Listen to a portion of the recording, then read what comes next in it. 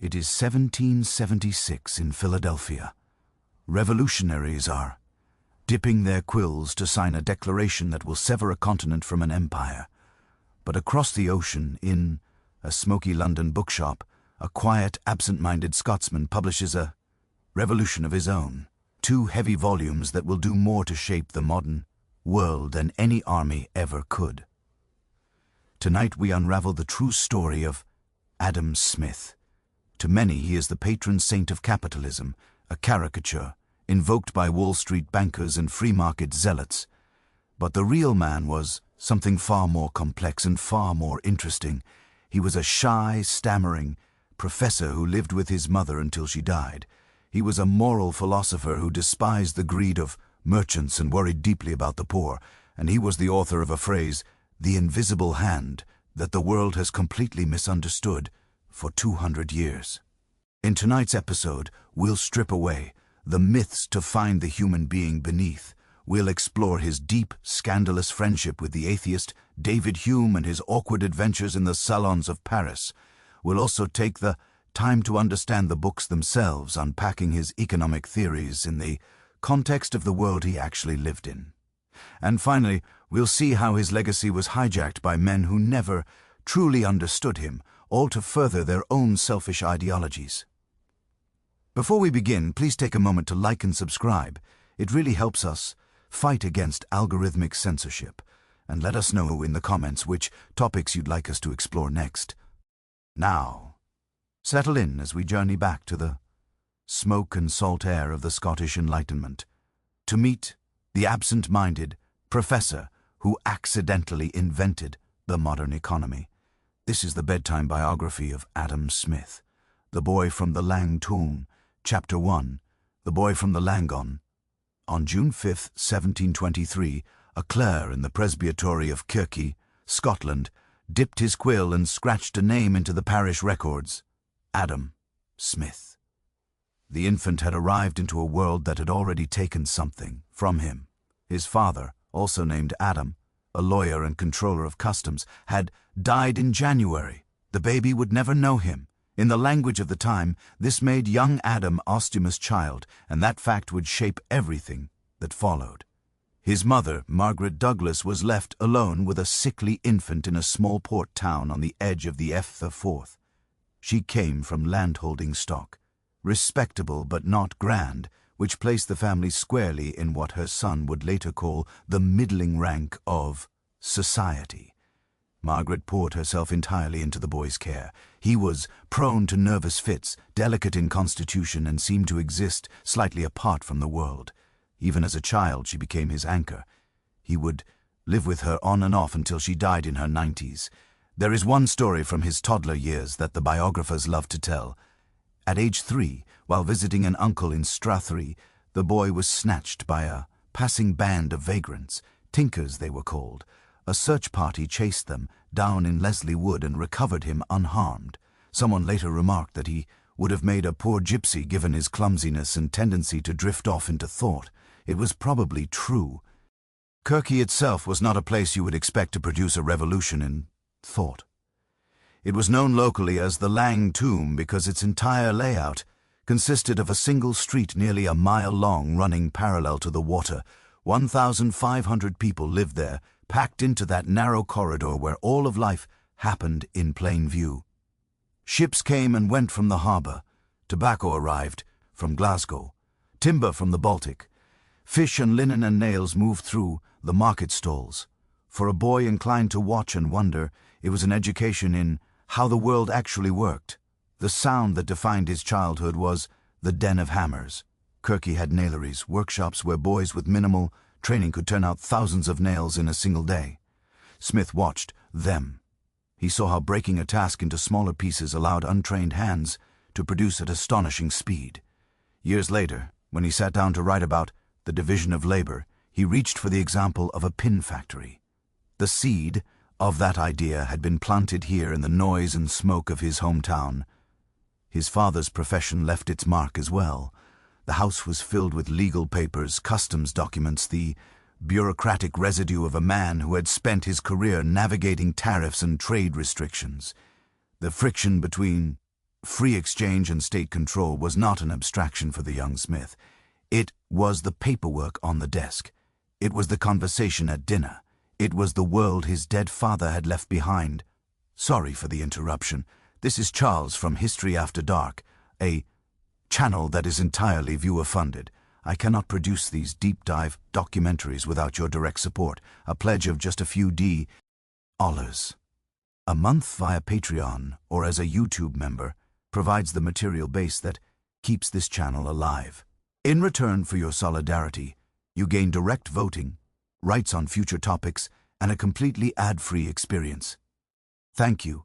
He attended the local burg school, one of the better ones in Scotland, where the curriculum ran heavy on Latin and the classics, Cicero, Livy, the Stoics. The Presbyterian educational philosophy held that a man's worth was measured by his service to the public good, and this idea seeped into him alongside the conjugations. He absorbed the Roman ideal of civic virtue without quite realizing it. His schoolfellows noticed something odd about him.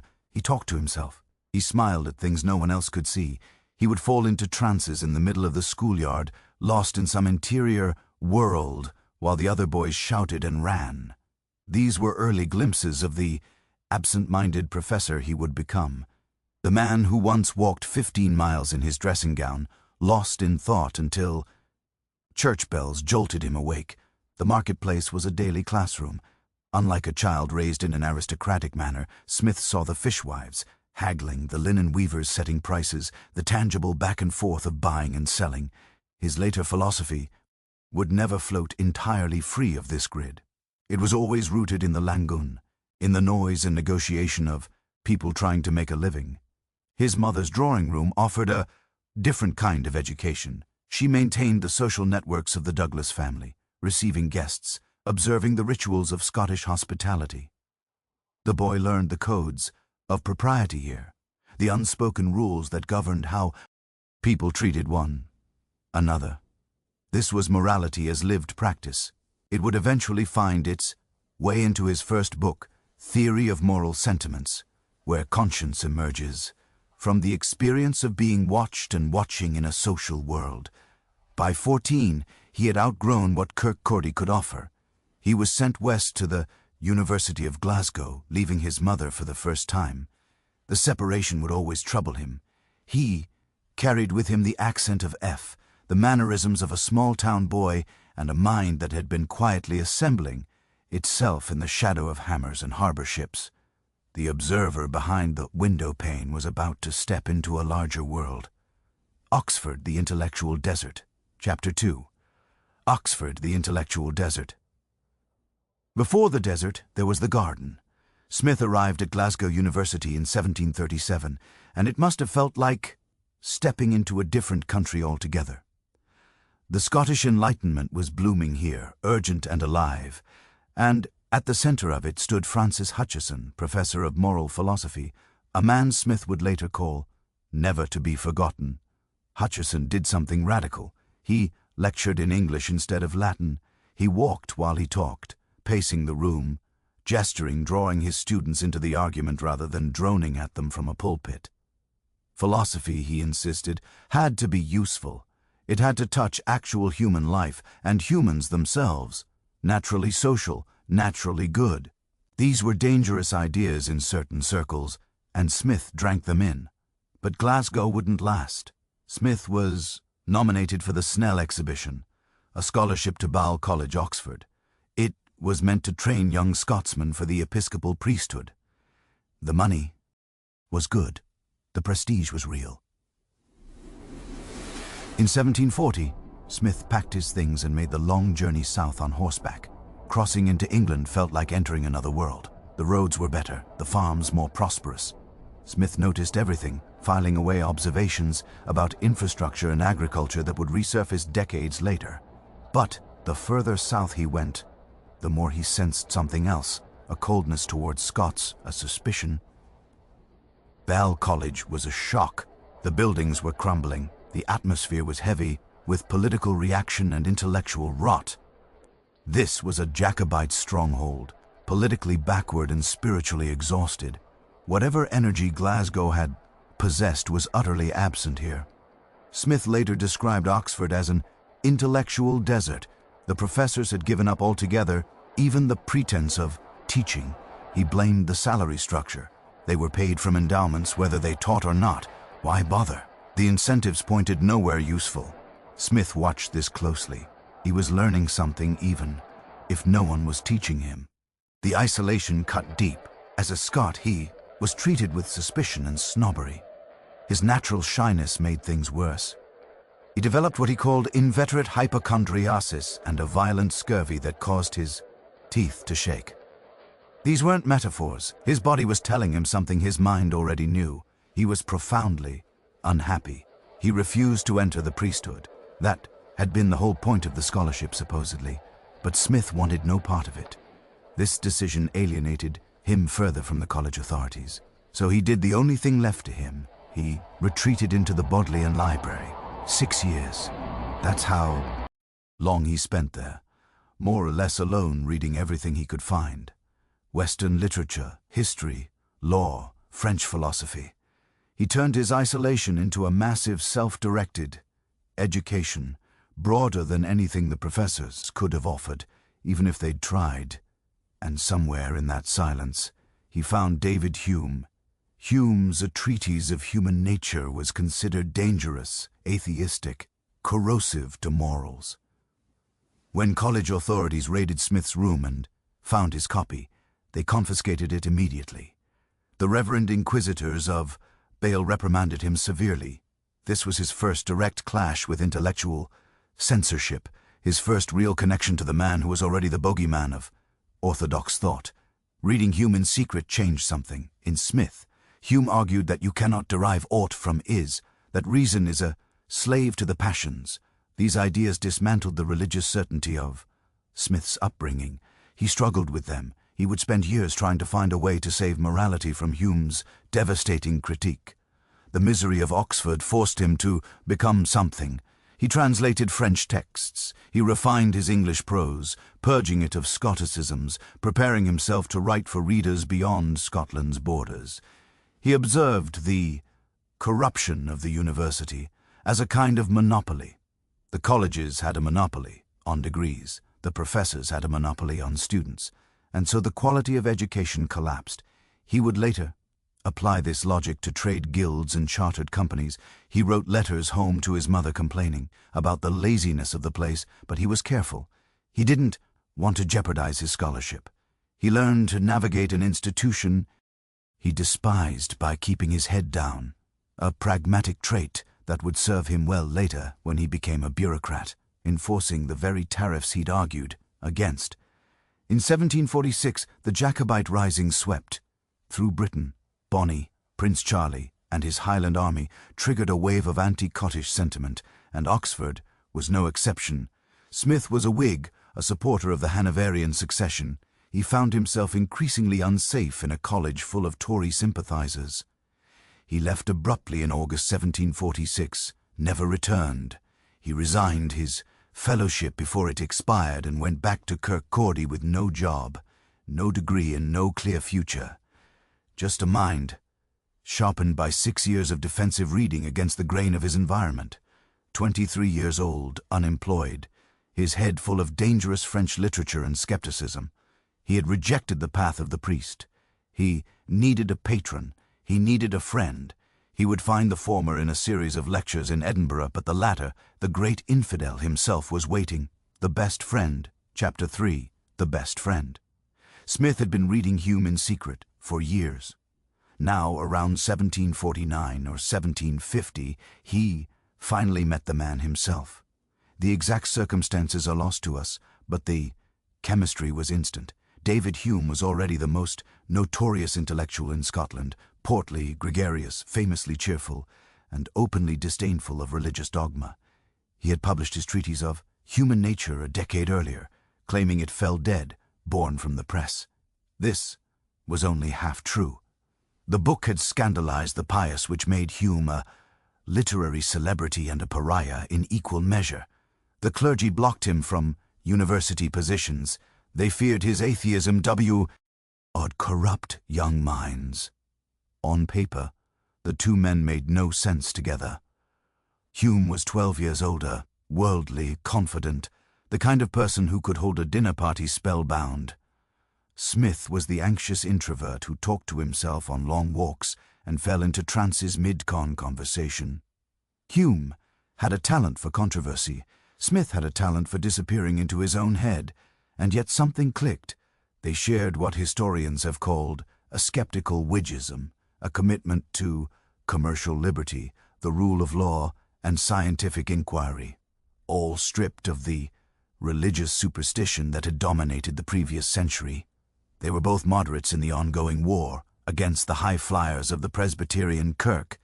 They both looked toward Paris rather than London for intellectual validation. They read Montesquieu and Voltaire, dreaming of a republic of letters that transcended borders. But it wasn't just ideas, there was genuine emotional intimacy. Despite the age gap, they treated each other as equals. Hume became the confident, worldly anchor that Smith had never had. He teased Smith out of his shell. He pestered him constantly to visit Edinburgh, joking about the barbarous nature of Smith's solitude. Smith, for his part, relied on Hume as his primary critic. He was terrified of publishing anything until Hume had seen it first. Their dynamic was one of intellectual commerce. Hume was the provocator who tore down ancient systems. Smith was the architect who tried to rebuild them on secular grounds. Where Hume raised devastating questions about morality and knowledge, Smith sought answers. Much of what would become the theory of moral sentiments was Smith's attempt to solve the puzzle Hume had posed. How can we be good without God? He used Hume's own tools of psychology to do it. Hume introduced Smith to the Select Society, an elite debating club in Edinburgh. Here, the solitary scholar of Oxford became a central figure in the Scottish Enlightenment.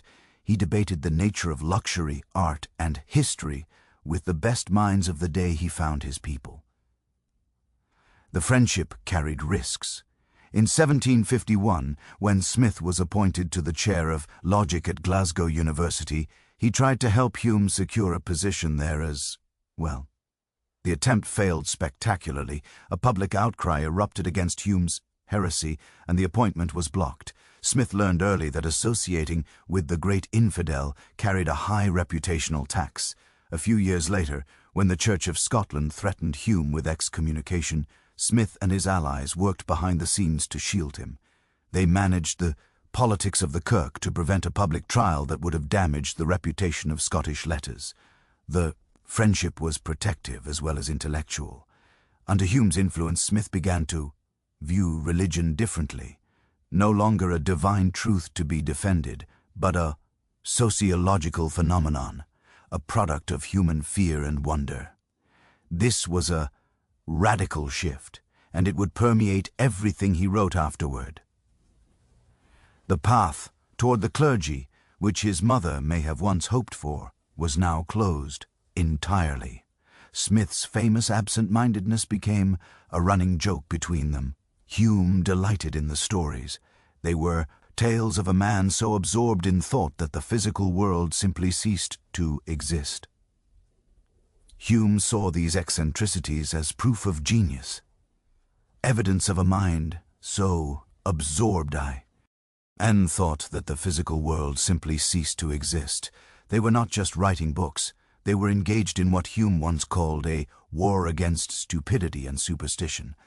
Hume took the brunt of the public attacks, acting as a lightning rod which allowed the more cautious Smith to publish his radical ideas under a veil of academic respectability.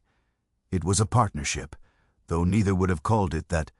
The friendship transformed Smith's ambition. He was no longer content to be a local lecturer giving talks on rhetoric.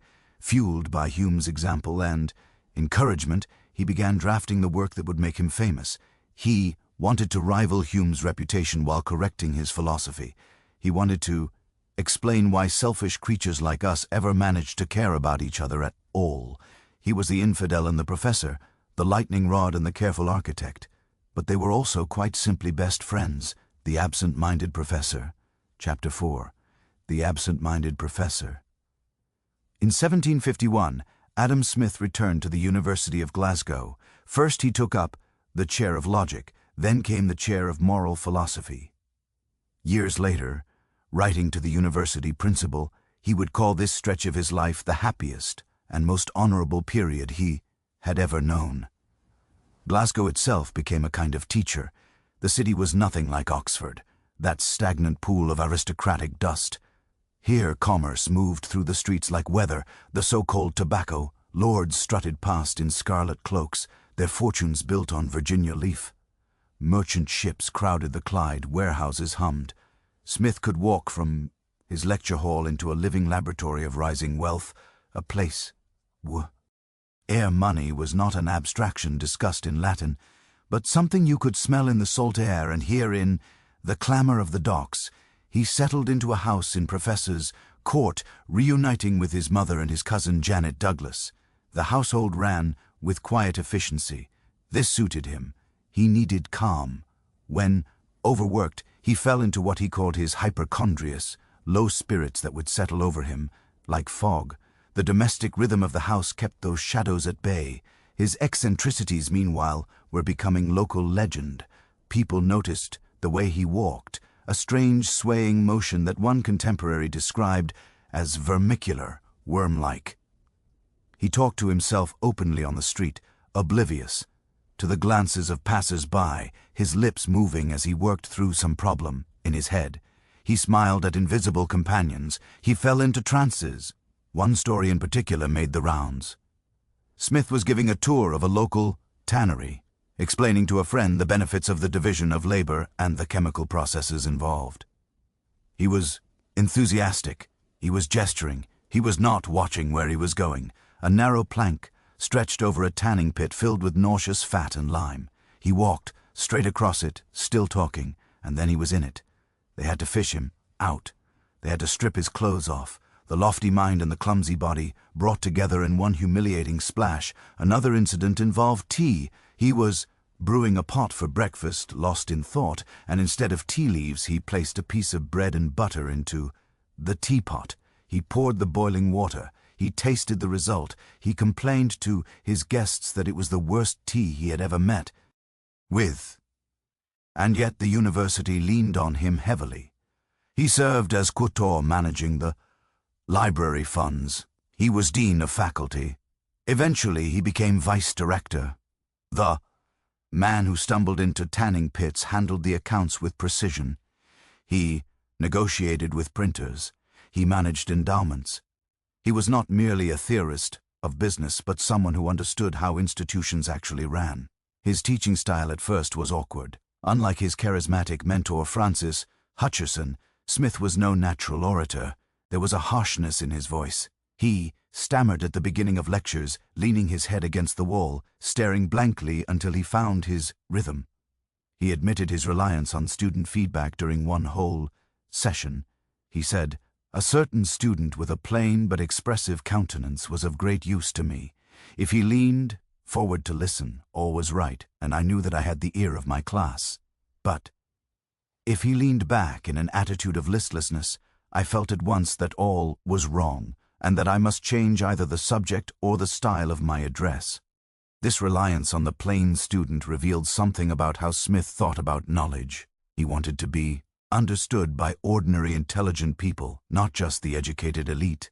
That instinct forced him to strip away jargon to speak clearly. It would serve him well when his books reached a wider world. The lectures themselves were revolutionary. He divided moral philosophy into 4 parts: natural, theology, ethics, which would become the theory of moral sentiments, justice, tracing the history of law and government, and expediency, which contained the seeds of the wealth of nations. Over 13 years he was drafting his life's work in a lecture hall. Students came from as far away as Russia and Switzerland. They carried his notes back to the continent. The Smithian style became a kind of brand before he had published anything substantial. Young men imitated his mannerisms, his distinct pronunciation of certain words. He was no recluse. In 1752, he helped found the Literary Society, where he debated with figures like Joseph Black, who discovered latent heat, and James Watt, who would improve the steam engine. This put Smith at the center of the intellectual engine room that powered the Industrial Revolution.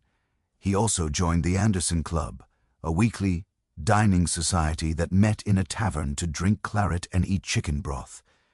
Here, the absent-minded professor held court with merchants and scientists, absorbing the practical knowledge of trade that Oxford had denied him. During these years, his bond with David Hume deepened.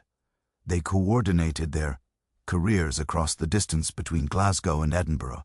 Hume urged him to publish. Smith delayed, paralyzed by perfectionism and the fear of public scrutiny. In his lectures on justice, he began formulating a radical idea. The government's role was not to enforce religious morality, but to protect property and enforce contracts. He told his students that little else is requisite to carry a state to the highest degree of opulence, from the lowest barbarism but peace, easy taxes, and a tolerable administration of justice. The seeds of laissez-faire planted decades before the wealth of nations appeared. By 1759, the pressure to publish had become unavoidable. His reputation was enormous, but his bibliography was empty. He decided to take the ethics port ion of his lectures, polish them, and send the manuscript to London. He was stepping onto the world stage, but not as an economist, as a moral philosopher. And he was terrified of what the world might say. The Theory of Moral Sentiments, Chapter 5, The Theory of Moral Sentiments. In April of 1759, a slim volume appeared in the bookshops of London, priced at 6 shillings. Its author was a 35-year-old professor from Glasgow, and he was terrified. Smith had spent years preparing this book. He had lectured on its ideas to students who adored him, but now, with the thing actually sitting in windows for strangers to purchase and judge, the anxiety was almost unbearable. The book asked a question that had haunted philosophers for generations. If human beings are fundamentally selfish, as common sense and careful observation both suggest, then how on earth do we ever manage to be good? How does a creature built for self-preservation learn to care about anyone else? Smith's answer was elegant. He called it sympathy, though he meant something broader than mere pity. He meant the drive we all have to feel what others feel, to tune ourselves to their emotional frequency, like instruments in an orchestra finding the same note. We watch a friend receive bad news and our stomach tightens. We see a child fall and WSE before they even cry. This mirroring is not a choice. It happens whether we want it to or not. But Smith went further. He introduced a figure he called the impartial spectator, and this idea would become the heart of the entire book. The impartial spectator is an imaginary judge we carry inside ourselves, a stranger who watches our every action and evaluates it fairly without our biases or excuses. When we consider doing something shameful, this inner witness makes us hesitate. When we act well and no one notices, this witness still approves. Morality, for Smith, was not the voice of God thundering from above. It was the internalized voice of society whispering from within. One passage in the book remains startling even now. Smith asks us to imagine hearing that the entire empire of China has been destroyed by an earthquake. Millions dead, cities flattened, families obliterated. How would a decent European man respond? He would offer some melancholy reflections on the fragility of life, Smith writes. He might sigh at the news, and then once all this fine philosophy was over, he would return to his business or his pleasure with the same ease as if nothing had happened. He would sleep soundly that night. Now consider a different scenario. Suppose this same man learned he was going to lose his little finger tomorrow. He would not sleep tonight. The loss of one small digit would torment him more than the deaths of 100 million strangers he would never meet. This is brutal psychological honesty. Smith was not condemning humanity. He was describing it. We care more about our own pinky than about distant catastrophes, and pretending otherwise is foolish. But here is the crucial turn. Despite this selfishness, we do not actually behave like monsters. The impartial spectator reminds us that to the rest of the world, we are just one person among billions, no more important than anyone else. This awareness keeps our selfishness in check. The book landed like a small explosion. in London literary circles, but the most memorable reaction came from David Hume, who could not resist tormenting his anxious friend. He sent Smith a letter that began with mock solemnity. "I proceed to tell you the melancholy news," Hume wrote. He then listed critics who had dismissed the book, stretched out the suspense as long as possible, and only at the very end revealed the truth. "The mob of literati," Hume reported, "are already very loud in its praises." 3.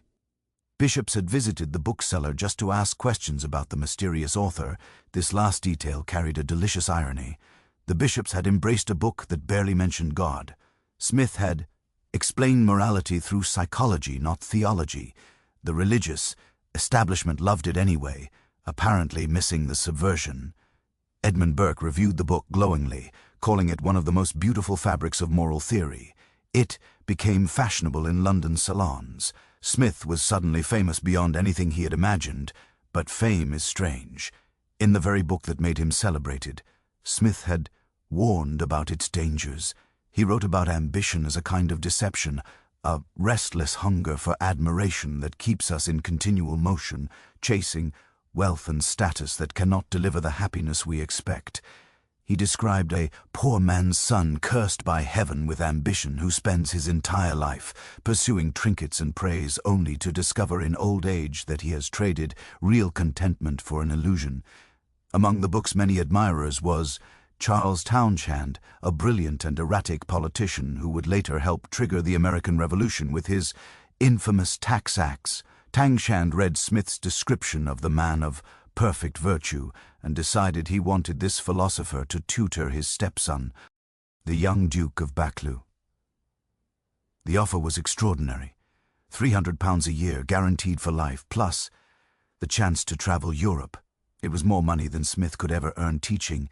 The deception of ambition that Smith had warned about in his pages now came knocking at his own door. In 1764, he packed his bags and resigned his beloved professorship at Glasgow. He was about to cross the English Channel, expecting intellectual adventure.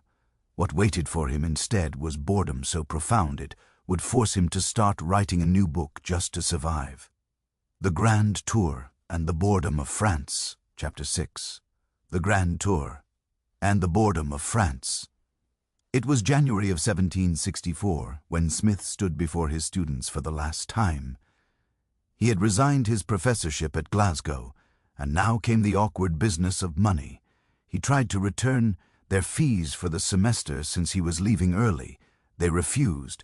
Some of them grabbed him by the coat, insisting his instruction had been worth far more than whatever they had paid. It was a strange scene, this stammering professor being physically prevented from giving back a few shillings. But it tells you something about the man. His new employer was the Duke of Buccleuch, an 18-year-old nobleman who needed polishing. The job was called a Grand Tour, that fashionable ritual where wealthy young men were dragged across Europe to learn manners and absorb culture. Smith was to be the guide. The irony was not lost on anyone. Here was an absent-minded academic who mumbled to himself and fell into tanning pits, tasked with teaching social graces to aristocracy. They landed first in Toulouse, in the south of France. Smith expected intellectual excitement. What he got was 18 months of crushing monotony. He spoke French badly, and the local society had little interest in a Scottish philosopher who could barely hold a dinner conversation. The glamour he had imagined dissolved into long afternoons with nothing to do. In a letter to Hume dated July 5, 1764, Smith confessed his desperation. The life he had led at Glasgow, he wrote, was pleasurable and dissipated compared to this. And then he added a sentence that would change the world. I have begun to write a book in order to pass away the time. That book was The Wealth of Nations. It was born not in some great library or lively coffee house, but in the tedium of a provincial French town where a homesick Scotsman had nothing better to do. Cut off from his friends and his books, Smith turned inward. He started drafting the arguments about capital and labor that had floated through his lectures for years. The skeleton of the book took shape in Toulouse, assembled from boredom and loneliness. Eventually, the tour moved on. In Geneva, Smith met his idol, Voltaire. He had kept a portrait of the French philosopher in his room at Glasgow. This was a pilgrimage. Voltaire, surprisingly, was charmed by the awkward professor. He later wrote that Smith was an excellent man with nothing of the pedant about him. The real intellectual climax came in Paris, where they arrived in late 1765. Smith was finally introduced to the physiocrats, a group of French economists led by Franz Kissin, who served as physician to Madame de Pompadour. Their theory was simple and sweeping. All wealth, they believed, came from the land. Agriculture was the only truly productive activity. Manufacturing merely rearranged matter without adding anything new. Smith found this fascinating but wrong. He debated with Turgot, the future finance minister of France, about the nature of value. He studied Quest's famous tableau économique, a zigzag diagram that tried to model the economy, like blood flowing through a body. The medical metaphor stuck with Smith. Economies needed circulation, not control. In the Parisian salons, Smith was something of a curiosity. The hostess, Madame Riccoboni, described him as the most absent-minded creature, speaking in a harsh voice, seemingly detached from the glittering conversation around him. And yet they embraced him anyway for his heart and his reputation as the author of the theory of moral sentiments. He also saw the dysfunction of the French state up close. The poverty of the peasantry was stark against the opulence of the court. Restrictions on the grain trade was starving people while the nobles dined well. This was a case study in how bad policy could ruin a nation. Smith took notes. Then came tragedy. In October of 1766, the Duke's younger brother Hugh, who had joined them in Paris, fell violently ill with a fever. Smith watched the boy die, despite the best efforts of French doctors. The death shattered the party. Smith's role shifted from tutor to grief counselor as the devastated Duke prepared to return home with his brother's body. They retreated across the Channel. The grand tour, which had begun with promises of enlightenment, ended with a coffin. Still, the trip had changed Smith's circumstances entirely. His pension was now secured for life. He would never need to work for a wage again. His notebooks bulged with the theories of the physiocrats and observations of French governance. He returned to London not as a provincial professor, but as a man who had debated Turgot and dined with Voltaire. His friends expected him to stay in the capital and enjoy his new fame. He did the opposite. Smith retreated north past Edinburgh, all the way back to Kirkcaldy, back to his mother's house, back to the Langan where he had grown up watching the nail-makers and the linen weavers. He told Hume he needed solitary application. He thought he would finish the book in a few months. He was very wrong about that. The long gestation. Chapter 7. The long gestation. Smith returned to Kirky in May of 1767. He was 44 years old, carrying chests full of books and notes from France, and financially secure for the rest of his life thanks to his pension from the Duke of Belleux. The great work was waiting to be written. He had promised it. He moved back into his mother's house. The old rhythm returned. Margaret managing his meals, Janet managing the chaos, leaving Smith to work without interruption, which was precisely the problem. Days blurred into weeks. He barely left his study. His friends in Edinburgh grew alarmed. He wrote to Hume that June, describing his routine with a kind of defensive brightness. His business was study. His amusements were long, solitary walks by the seaside. He confessed he was becoming every day more and more Scottish. The cosmopolitan philosopher, who had charmed the salons of Paris, was retreating into himself. Hume was horrified. He was in London at the time, serving as Under-Secretary of State, surrounded by the noise and energy of the capital. He urged Smith to come to Edinburgh at least. Kirky, he warned, was a profane place. Solitude might be good for writing, but it was terrible for a man's spirit. Smith ignored him. He dove into a punishing schedule of reading colonial data, grain prices, the economic history of Rome. The scope of what he was attempting began to crush him. He wasn't just describing the British economy. He was trying to explain the economic history of civilization itself. What he imagined would take a few months, stretched into years. Then came the crash of 1772. The air bank collapsed. Douglas Heron and Company had speculated wildly on land and credit. And when the bubble burst, it sent shock waves through Scotland. Friends of Smith were bankrupted. Even the Duke of Boo's vast estate was threatened. Smith wasn't merely watching from his study. He was pulled into mediations to save the local economy. He saw firsthand how speculators had abused paper money, creating a fiction that devastated real industry, real frugality, real livelihoods. The disaster forced him to rewrite entire sections on money and banking. He moved away from pure theory towards something more regulatory. Bankers, he now argued, must be restrained to prevent them from endangering the whole society. He compared them to builders of party walls who must follow fire codes. Freedom had limits when recklessness could burn down your neighbor's house. His health began to fail under the strain, tremors, low spirits, hypochondria. In 1773, gripped by the fear that he might die before finishing, he named Hume as his literary executive. If the worst happened, Hume was to burn the unfinished papers, all of it. By that same year, Smith finally felt ready to leave Kirkcaldy. He traveled to London with a manuscript he believed was complete. But once there, new data confronted him.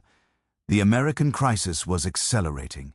He delayed publication again. 3 more years of frantic rewriting followed. He was elected to the Royal Society. He joined the Literary Club and dined with Joshua Reynolds, Samuel Johnson, Edward Gibbon. Yet even among such company he remained the absent-minded professor. He sat silent at dinners, mumbling to himself, his mind locked somewhere in the arguments of his book. He spent hours in the British Museum in coffeehouses gathering the specific statistics on corn prices and herring, bounties that would give the wealth of nations its dense empirical texture. His system of liberty would be built on undeniable facts, not just philosophical conjecture. The delay became a joke among his friends. Hume wrote in 1775 that he himself was brisk and healthy while Smith remained slow and heavy. Would the book ever come out? The political landscape shifted beneath it. What had begun as a book about preventing a crisis became a book about surviving one. Smith realized the East India Company was a monster. He rewrote sections to attack it as a sovereign company that combined the worst negligence of a trader with the worst tyranny of a despot. A sharp political edge entered the manuscript that hadn't been there in Cookie. The final delay came with the outbreak of war in America in 1775. Smith decided he couldn't publish a book on empire without addressing the conflict. He wrote a daring proposal: either grant Americans representation in an imperial parliament in exchange for taxes, or let them go entirely. Britain, he argued, must awaken from the golden dream of empire.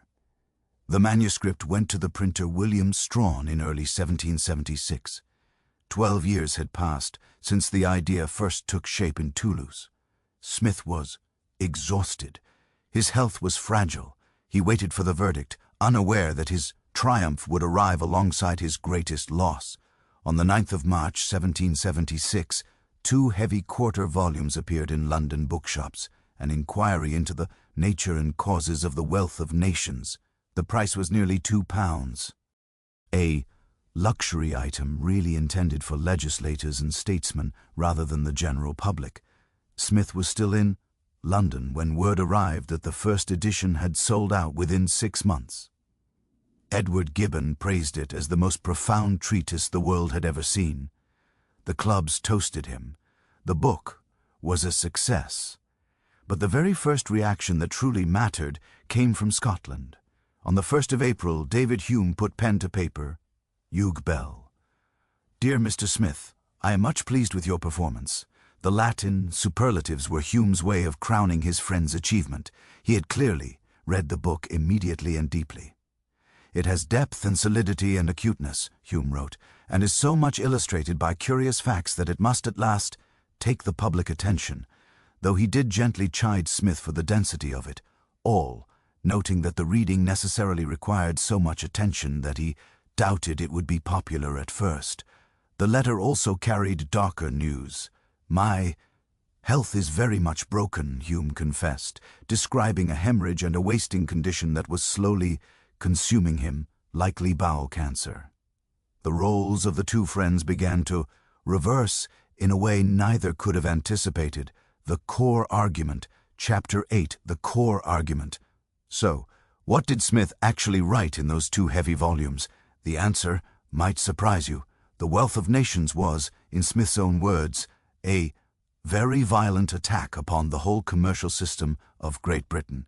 He wanted to tear down the monopolies and tariffs and guild restrictions that lined the pockets of the rich while squeezing the poor. This was demolition work. The book opens with something mundane, a callback to those nairies he watched as a boy in Kirkcaldy, a pin factory. Smith describes 10 men dividing up the 18 distinct operations of pin-making. One draws the wire, another straightens it, a third cuts it, and so on. Working together, these 10 men can make 48,000 pins in a single day. One man working alone, doing every step himself, could barely make one. This is where Smith locates the source of wealth, productivity, the way labor is organized. But why do humans divide labor at all? Smith has an answer, and it comes with a joke. There is a propensity in human nature to truck, barter, and exchange one thing for another. We trade, we always have. Nobody, Smith observes dryly, ever saw a dog make a fair and deliberate exchange of one bone for another with another dog. We're the only animal that bargains. Here is where Smith breaks from the conventional wisdom of his age. The mercantilists believed wealth meant gold in the king's vault. Smith says nonsense. Wealth is the annual produce of the land and labor of the society. It's the food people eat, the clothes they wear, the houses they live in. Wealth is a flow, not a pile of shiny metal locked in a basement somewhere. And that famous phrase everyone associates with Smith, the invisible hand, it appears exactly once in all 900 pages. Once, and it's tucked away in a chapter about foreign trade, where Smith is explaining why merchants prefer to invest their capital close to home rather than abroad. By seeking their own security, they are led by an invisible hand to promote domestic industry. It was never meant as a universal law of markets. It was an observation about human psychology and the preference for familiar ground. Smith had no illusions about merchants. He distrusted them deeply. People of the same trade seldom meet together, he warned, even for merriment and diversion. But the conversation ends in a conspiracy against the public or in some contrivance to raise prices. Capitalists, in Smith's view, were a special interest group. The government needed to keep a watchful eye. His alternative was the system of natural liberty. Strip away the tariffs, the subsidies, the monopolies, the guild protections. Let trade flow. The sovereign would have only duties remaining, protecting society from invasion, maintaining courts and police, and building public works like roads, bridges, and schools. Smith was surprisingly progressive on wages. He argued that no society can surely be flourishing and happy of which the far greater part of the members are poor and miserable. High wages, he claimed, encouraged industry, and it was simple equity that those who fed and clothed the nation should themselves be tolerably fed and clothed. He also saw something dark in his own pin factory. In Book 5, Smith warns that the man who spends his life performing a few simple operations has no occasion to exert his understanding. He naturally loses, therefore, the habit of such exertion and generally becomes as stupid and ignorant as it is possible for a human creature to become. Mental mutilation caused by the very efficiency Smith celebrated. His solution, public education funded by the government to prevent this torpor of the mind. The British Empire came under direct attack. Smith called it a project that had cost a fortune and delivered loss and disappointment. He advised Britain to abandon its fantasy of American domination, treat the colonists as free and independent trading partners instead. The book is massive and encyclopedic. Smith discusses the price of silver in Peru, the herring bounty in Scotland, the history of universities. He's building an argument from evidence, piling fact upon fact until the weight becomes undeniable. Every claim is grounded in what he calls the experience of all ages and nations. At its heart, Smith argues that the wealth of nations depends on two things: the skill of the labor force and the proportion of productive to unproductive labor. People are the engine, their minds, their hands, their capacity to learn and improve. The gold in the vault means nothing if the people are poor. The death of the infidel. Chapter 9. The death of the infido. The year 1776 belongs to revolutions and declarations, to the birth of nations, and the publication of books that would reshape the world. But for Adam Smith, it belongs to something else entirely. It belongs to watching his best friend die. David Hume had been complaining of trouble in his bowels for months. The doctors called it a disorder, a strict seizure, though we would probably call it cancer today. Hume described his own decline with the detached curiosity of a man observing an interesting experiment. He noted the hemorrhages, the way his body seemed to be consuming itself from within. He wrote about losing weight with something approaching amusement, as though his physical form were simply becoming less relevant to the conversation. Smith could not manage such detachment. He fussed, he worried. He sent letters, urging Hume to travel to Bath and take the mineral waters there, clinging to the hope that springs and fresh air might somehow arrest what everyone knew could not be arrested.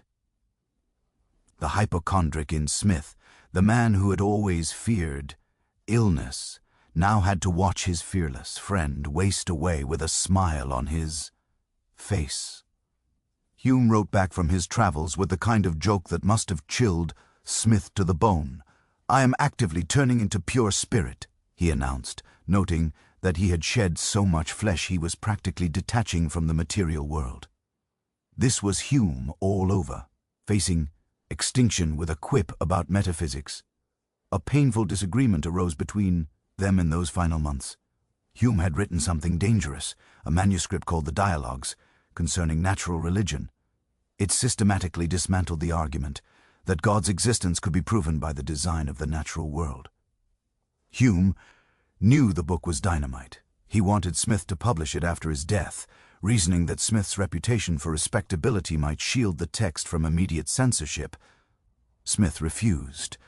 The request created a rare friction between them, a coldness that must have been agonizing given the circumstances. Smith argued that the scandal would overwhelm his own work, drag him into theological warfare. He had spent decades avoiding. He valued his ability to influence policy. He valued quiet. Hume was disappointed, but handed the manuscript to his nephew instead. It was a revealing moment. Smith would launch what he himself called a very violent attack on the commercial system of the British Empire. But he would not touch the church. Their final meeting came on the 8th of August, 1776. The scene has a strange intimacy to it. Two aging men in a dim Edinburgh room discussing the end of consciousness, without any religious sentiment to soften the conversation. Hume had been reading Lucian's Dialogues of the Dead, and had started amusing himself by imagining excuses he might offer to Sean, the ferryman who carries souls across the river Styx. He told Smith about the imaginary negotiations. "Good Sharon," he would say, "I have been correcting my works for a new edition. Allow me a little time that I may see how the public receives the alterations," and Sean would reply that there would be no end to such excuses. "Please step into the boat." Hume tried another approach in his fantasy. "Have a little patience, good Sean. I have been endeavoring to open the eyes of the public." The ferryman's answer was brutal in its bureaucratic finality. If he waited for that, he would have to wait till the Greek calls, which meant never. Smith recorded this conversation with something like awe. Here was the philosophical life in its purest form, facing the terror of extinction with a joke about literary vanity, while the body failed around you. Hume died on the 25th of August. The religious establishment watched and waited. 18th century dogma held that atheists must die in agony or madness their final moments, proving the necessity of faith. When Hume's doctor, the chemist Joseph Black, confirmed that he had passed in perfect composure, free from any spiritual distress, Smith made a decision. He would tell the world what he had witnessed. He wrote what became known as the Letter to Straw, addressed to their mutual publisher, but intended for public consumption. He described Hume's cheerfulness, his jokes with Shawan, his courage, and then he wrote a sentence that would cause him more trouble than anything else in his career. I have always considered him, both in his lifetime and since his death, as approaching as nearly to the idea of a perfectly wise and virtuous man as perhaps the nature of human frailty will permit. The word perfectly, applied to an avowed infidel, landed like a grenade. The backlash was immediate. Pamphlets appeared. Sermons denounced him. George Horne, the president of Magdalen College at Oxford, wrote a mocking open letter demanding to know how an atheist could possibly be virtuous. For the religious establishment, morality without God was a contradiction in terms. For Smith, morality was human and social. Kindness to friends mattered. Intellectual honesty mattered. Belief in the right deity did not. Smith later admitted to a friend that this short eulogy brought upon me 10 times more abuse than the very violent attack I had made upon the whole commercial system of Great Britain. In 1776, challenging how an empire made its money was safer than suggesting a skeptic could die well, and so Smith stood at the peak of his fame, utterly alone. The intellectual partner who had challenged him and teased him and loved him was gone. The correspondence that had sustained him for decades went silent. He was 53 years old. He had written the 2 greatest books of his age. The most productive years of his life were behind him. The Bureaucrat, Chapter 10, The Bureaucrat. In 1778, something rather unexpected happened. The man who had spent years attacking tariffs and trade restrictions accepted a job enforcing them. Smith became Commissioner of Customs in Scotland. The salary was £600 a year. Combined with his pension from the Duc of Buccleuch, he was now earning close to £900 annually. For a man who had once scraped by on a professor's stipend, this was genuine wealth. He was by any reasonable measure one of the richest intellectuals in Britain. The irony was obvious to everyone, including Smith himself. Here was the author of The Wealth of Nations, the man who had called the mercantile system a collection of mean and malignant expedients, now sitting at the Royal Exchange in Edinburgh 4 days a week, adjudicating smuggling cases and inspecting customs accounts. But Smith took the work seriously.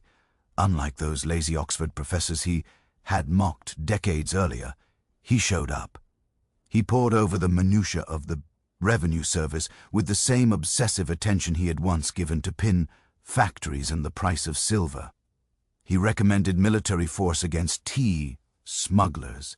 He believed a state needed money to function, even if the method of collection was economically foolish.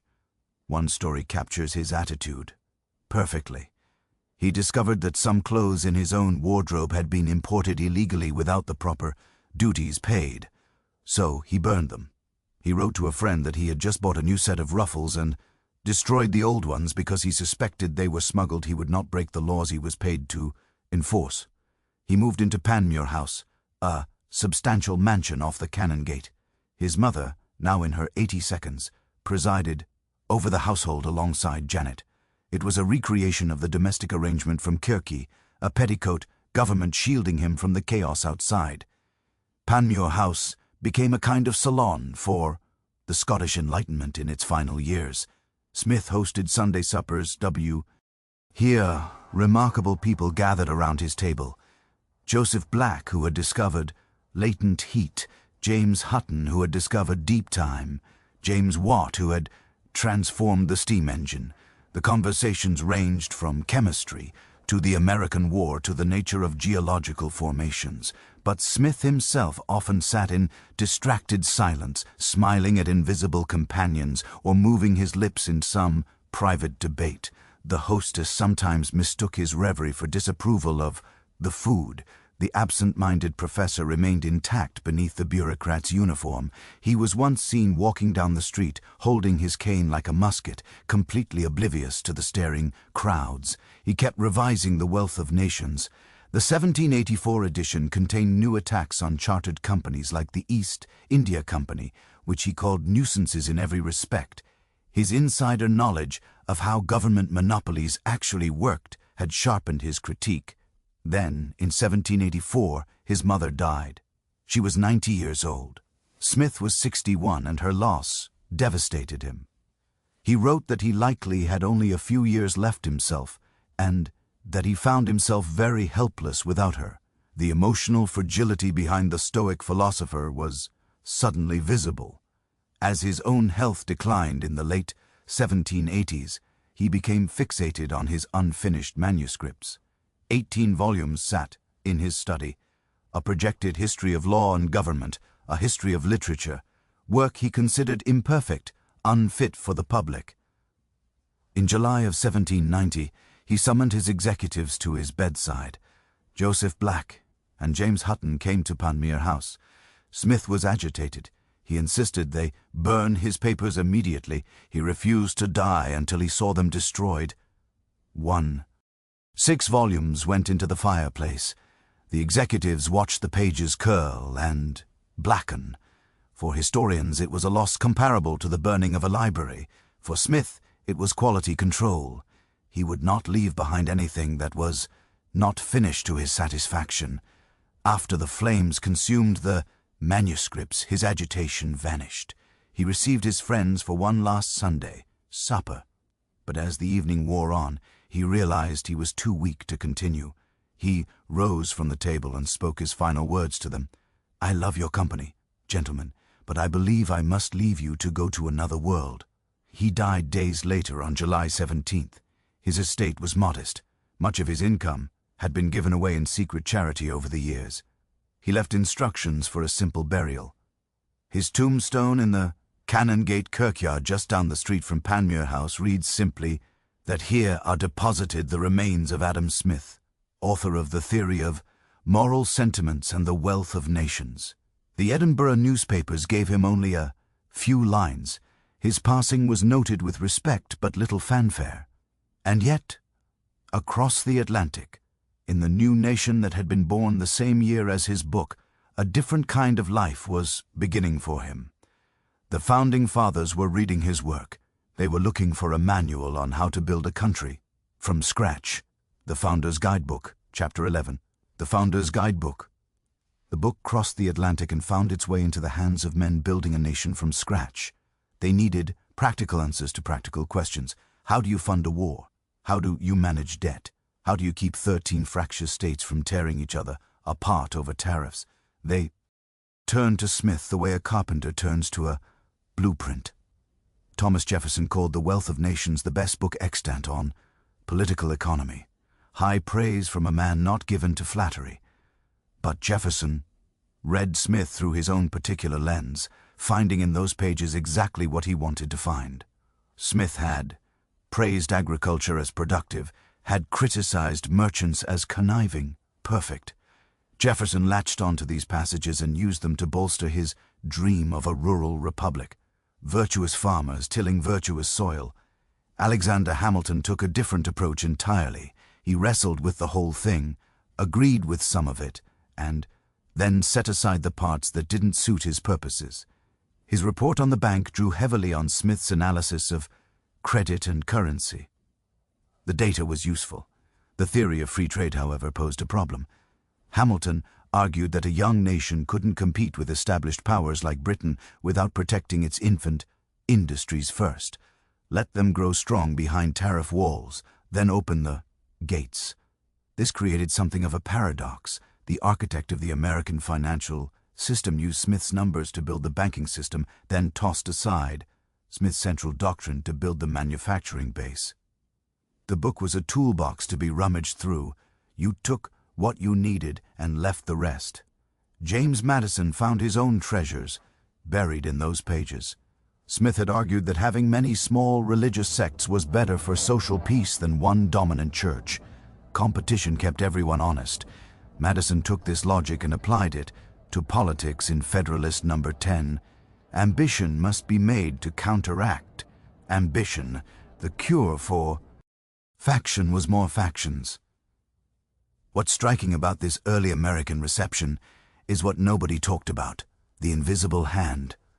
That phrase, which would later become the most quoted words Smith ever wrote, barely registered. The founders were too busy worrying about survival to construct market theology. They cared about taxation, public debt, whether to have a standing army or rely on militia. These were the chapters they underlined, the passages they debated late into the night over bad wine and worse coffee. Smith's critique of empire struck a particular chord. He had argued that the colonial relationship harmed both sides, that Britain should either grant the colonies full representation or let them go. The Americans saw in him a sympathetic observer who understood the folly of the mercantile system that had sparked their revolution in the first place. The book was read as a moral text, too. Early American educators taught the theory of moral sentiments alongside the wealth of nations, insisting that the system of natural liberty required virtuous citizens to function. The notion that self-interest alone could sustain a republic would have struck them as absurd. For the founders, liberty and virtue were woven from the same cloth. Pull one thread and the whole garment unravels. John Adams filled the margins of his books with angry notes defending Smith's view of natural aristocracy of talent and virtue. That is, these debates between Federalists and Republicans about hierarchy, about who deserved to lead, found ammunition in Smith's pages. Both sides claimed him. The first American edition rolled off the presses in Philadelphia in 1789, the same year the company. An institution took effect. The publisher marketed it to statesmen and philosophical inquirers. It was a text for the elite, for the men who would shape the new republic. Political economy in those days was understood as a branch of moral philosophy. You read Smith to learn how to make the nation strong and secure. His warnings about workers ground down by repetitive labor, about the dangers of extreme inequality, were well known to these early readers. They saw education as the antidote.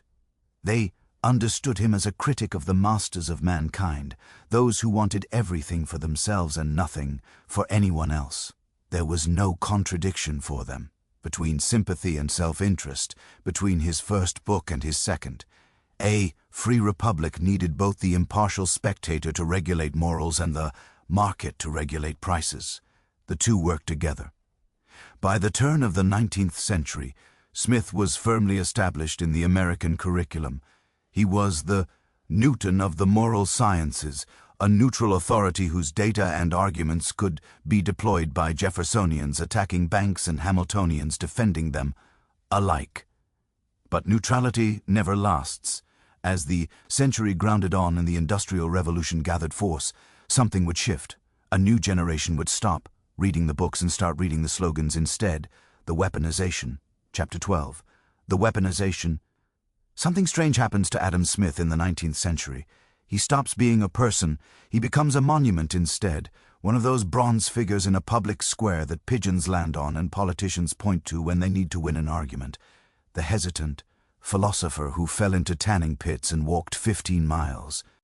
Les in his dressing gown gets chiseled away, replaced by something harder and more useful. The transformation begins with the tariff. Before slavery tore the country apart, this was the issue that divided Americans most bitterly, and the wealth of nations got dragged right into the middle of it. Politicians stopped reading Smith as the founders had, as a guide to building a republic. They read him as a weapon instead, strip-mining the text for quotes they could hurl across the floor of Congress.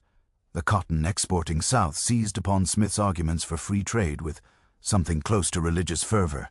They cast him as the prophet of their agrarian order, the champion of the planter class against greedy northern industrialists.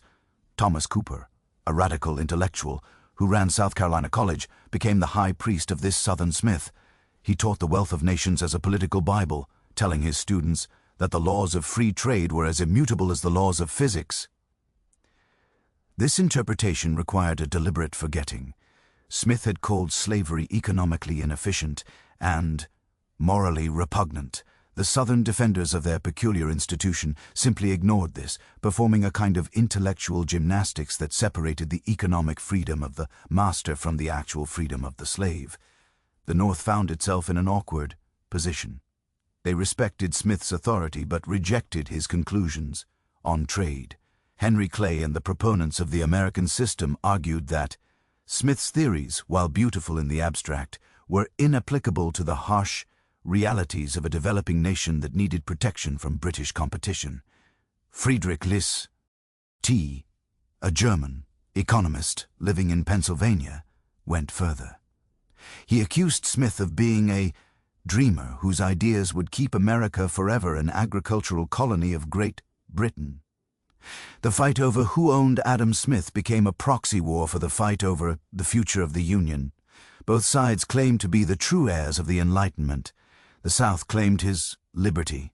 The North claimed his vision of national development.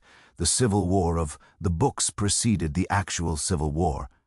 By the middle of the century, the theory of moral sentiments had largely vanished from the American curriculum.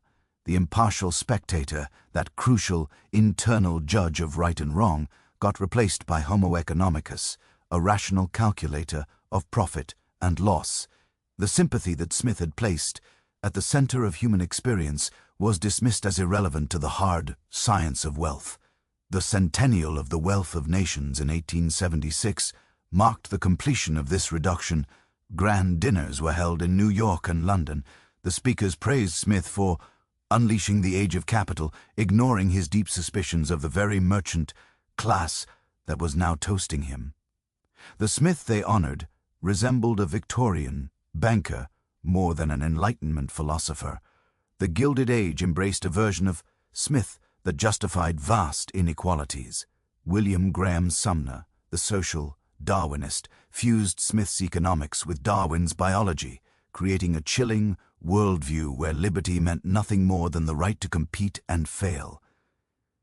Smith's concern for the mental mutilation of the worker was forgotten, replaced by contempt for those who could not survive the market struggle. The word laissez-faire, which Smith never actually used in The Wealth of Nations, became permanently tattooed onto his legacy during this period.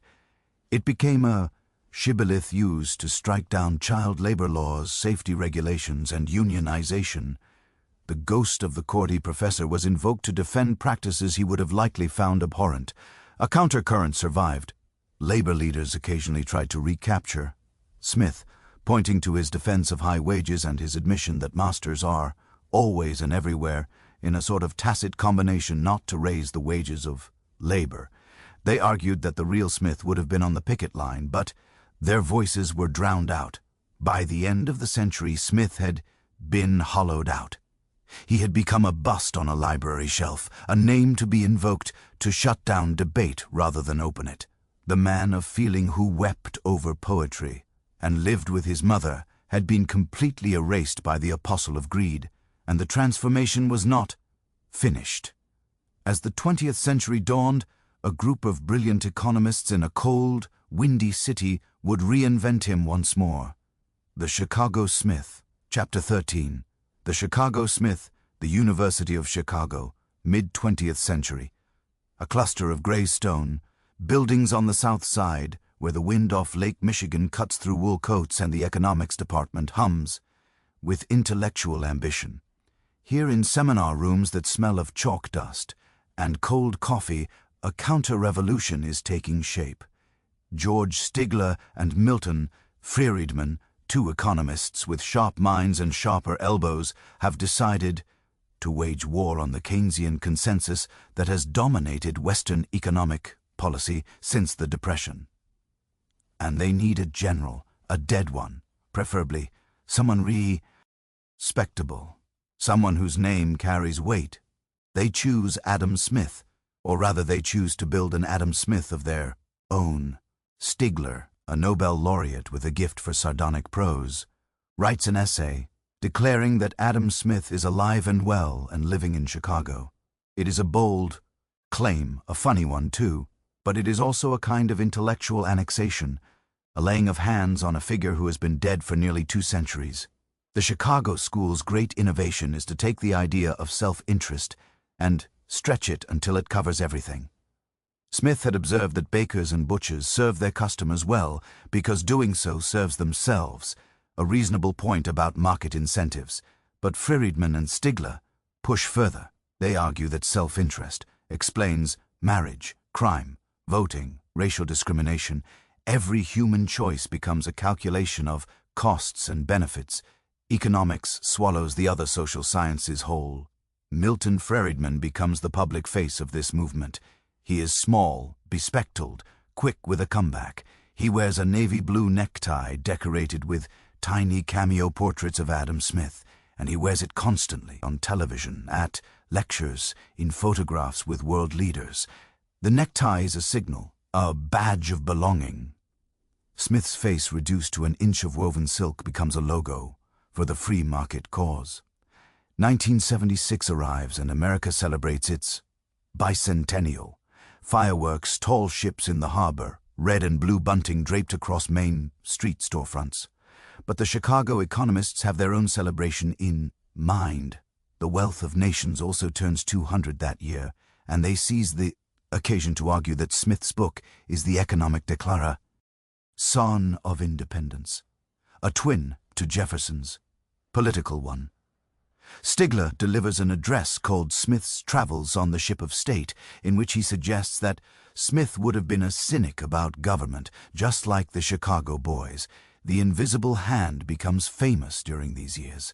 Citations of the phrase skyrocket in academic journals and newspaper editorials. Remember, Smith used the term only once in The Wealth of Nations. Once it was a passing metaphor about unintended consequences, but the Chicago school transforms it into something grander, a price mechanism that guides markets toward efficiency with an almost mystical intelligence. The invisible hand becomes a secular deity worshiped by policymakers who believe markets can police themselves.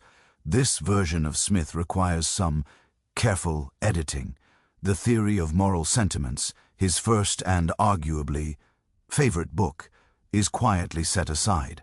The impartial spectator, that imaginary figure we use to judge our own conduct, cannot be quantified. Sympathy does not fit neatly into equations, so the Chicago economists treat the moral philosophy as a youthful indiscretion separate from the serious business of economics. Other inconvenient passages get the same treatment. Smith's warnings about merchants conspiring against the public dismissed as inconsistency. His support for public education and progressive taxation errors in judgment. His worry that repetitive factory work might cause mental mutilation in workers. Best not to mention it. The Chicago Smith is a clean, streamlined figure. He has been stripped of his doubts, his contradictions, his humanity. Friedman's television series Free to Choose brings this version of S. Myth into millions of living rooms. In one episode, Friedman stands before Smith's grave in Edinburgh Greystone, and Scottish drizzle behind him, and explains that the invisible hand is what separates free societies from totalitarian ones. Smith is conscripted into the Cold War, transformed into a weapon against Soviet central planning. The political consequences arrive in the 1980s. Ronald Reagan in America, Margaret Thatcher in Britain, both carry the Chicago interpretation of Smith as their guidebook. Tax cuts, deregulation, the rolling back of the welfare state, all justified by appeal to the Scotsman who supposedly proved that markets work and governments do not. The Chicago Smith is everywhere. He is quoted in speeches, invoked in boardrooms, printed on commemorative stamps. Scholars occasionally object. They point out that Smith distrusted merchants, worried about inequality, believed in the cultivation of virtue. But these voices are quiet, drowned out by the roar of the bull market. The Chicago Smith is too useful to be corrected. He is an icon, a brand, a necktie pattern. Then comes 2008. The financial system deregulated on the assumption that markets would discipline themselves collapses, banks fail, governments scramble to prevent a second Great Depression. Alan Greenspan, who had governed the Federal Reserve, according to Chicago principles, admits that there was a flaw in his worldview. The invisible hand, it turns out, had not been watching over Wall Street. In the aftermath, something interesting happens. People return to the bookshelf. They blow the dust off the theory of moral sentiments, the one Friedman never wore on his necktie. They read about sympathy, about the impartial spectator, about the danger of admiring the rich simply because they are rich. They discover a different myth, one who might have predicted that unchecked greed would end badly. The Two Smiths. Chapter 14. Conclusion. The Two Smiths. There is a weathered tombstone in the Canonate Kirkyard in Edinburgh. It sits flanked by the graves of friends, a humble resting place for a man who supposedly invented the modern world. Pilgrims have always come here, but the nature of the pilgrimage has changed in recent years. They arrive with different questions. Now, for over a century, German academics wrestled with something they called the Adam Smith problem, the alleged contradiction between the altruism of the theory of moral sentiments and the egoism of the wealth of nations. Scholars thought Smith had changed his mind somewhere along the way, or perhaps he was simply confused, writing two books that could not possibly belong to the same philosophy. There is no contradiction. Smith understood that humans are amphibious creatures. We are driven by self-interest in the marketplace and by sympathy in our homes and communities. A functioning society requires both forces, the invisible hand to generate wealth and the impartial spectator to cultivate justice. One without the other produces something monstrous. The boy from Kiri who watched the nailmakers at their forges and then returned home to his mother understood this intuitively. A human life cannot be reduced to a single equation. His famous absent-mindedness, the trances and the muttering, the 15-mile walks in his dressing gown, these were symptoms of a mind attempting to hold two massive conflicting forces in balance. He was always trying to see the whole picture. Consider what he actually argued for. The gold in the king's treasury meant nothing to him. And then there was Hume, the great. Friendship with the infidel is the emotional heart of this entire story. It proves that Smith's philosophy was never an abstraction floating in the ether. It was grounded in human connection in late-night conversations and teasing letters and shared grief. The bond between these two men demonstrated that intellectual honesty and shared values create stronger ties than religious dogma or profit motives ever could. Smith's fears carry a strange weight in our own time. He warned that if the division of labor was pushed too far, without education to counterbalance it, the result would be a population suffering from what he called mental mutilation. Workers reduced to performing a single task over and over until their capacity for thought withered away. This was written in 1776. It reads differently now, in an age of gig work and automation and screens that never stop glowing. In the theory of moral sentiments, he wrote that man naturally desires not only to be loved, but to be lovely. He meant that we want to deserve the praise we receive. This is the antidote to the greedy's good culture that later generations would incorrectly attribute to him. True happiness, Smith believed, comes from the consciousness of being well-deserving, from knowing in your own heart that you have earned your place. The invisible hand, that phrase so often invoked, needs to be returned to its proper place. As we've seen, it appears only once in The Wealth of Nations. Once. It was never a god. It was a pattern, a tendency, something that operates only when surrounded by a framework of justice, rule of law, and fair play. Without the moral philosophy underneath it, the economic system becomes a jungle. Smith knew this. He said so repeatedly. Those 18 volumes he ordered burned at Panmure House likely contained his final thoughts on law, art, history. We will never know. We are left with fragments of his genius, which is perhaps why so many different versions of him have been projected onto the blank spaces he left behind. Everyone finds the Adam Smith they are looking for. Perhaps it is time to stop using him and start listening instead. He was never a weapon for the right or the left. He was a skeptical, curious, humane guide who asked us to look at the world as it actually is, messy, imperfect, driven by passions we barely understand, and then having seen it clearly to try to make it a little more tolerable for everyone. The man within the breast, he called it, the conscience, the ultimate judge. He challenges us to be that spectator for our own time, to look at our economy and ask the question he would have asked. Is it efficient? Yes. But also, is it right? His epitaph in the Canongate Kirkyard lists both books, The Theory of Moral Sentiments and The Wealth of Nations. The stone itself demands that we read them together.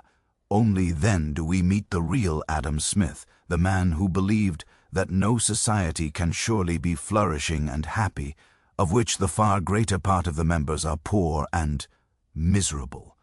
Oh,